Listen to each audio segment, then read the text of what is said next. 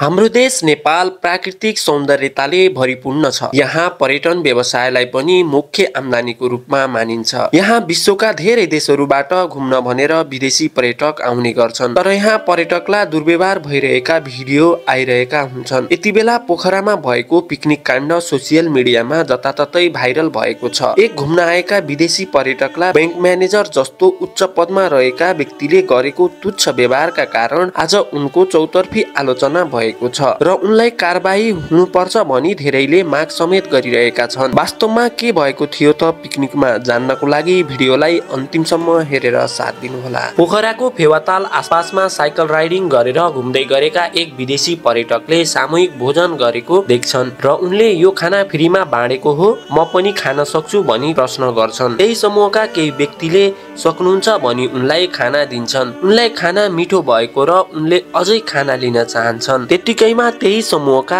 एक व्यक्ति जीवनाथ बराल नाम गरेका बैंक म्यानेजर आक्रोशित हुँदै मसँग जति पैसा लिएको छ योसँग पनि त्यति नै पैसा लिन पर्छ, होइन भने म धरना बस्छु भनी त्यहाँको वातावरणलाई नै तनावपूर्ण बनाउँछन्।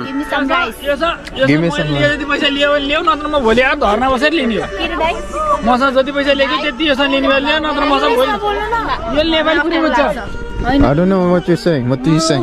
उनलाई उनका साथीहरूले यस्तो नगर्न भन्छन्। Here, I'll pay for it.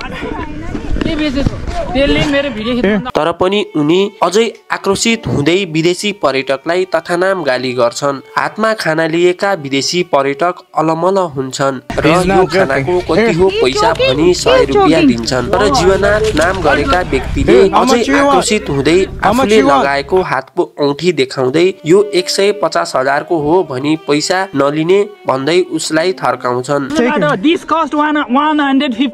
उक्त पर्यटकले फेरि 1000 रुपियाँ निकालेर दिन्छन्। तर जीवनाथ विदेशी पर्यटकलाई गाली गर्न छोड्दैनन्। उनलाई यो सबै भाडा माझेर जानुपर्छ, होइन भने साइकल राखिदिन्छु जस्ता अपमानजनक शब्दहरू प्रयोग गरी उनको बेइज्जत गर्छन्। जीवनाथ बरालको व्यवहार देखेर उनका साथी नै अचम्मित थिए। उनका साथीहरूले उक्त विदेशी पर्यटकलाई उसले मजाक गरेको भनेका थिए, तर जीवनाथले मजाक गरेको छैन भनी भनिराखेका थिए र उनको त्यो घिनलाग्दो व्यवहार देखेर यो मजाक हुन सक्दैन भनी विदेशी नागरिकले पनि भन्दै थिए। No. He's not joking. Here. He's joking. He's joking. Here, how much you want? How much you want? No, why? Manager जस्तो उच्च पदमा भएका जीवनाथ बरालको यस्तो व्यवहारले आज नेपालको नै बेइज्जत भएको छ। यस्तो व्यक्तिलाई कस्तो प्रकारको सजाय हुनुपर्छ कमेन्टमा बताउनुहोला।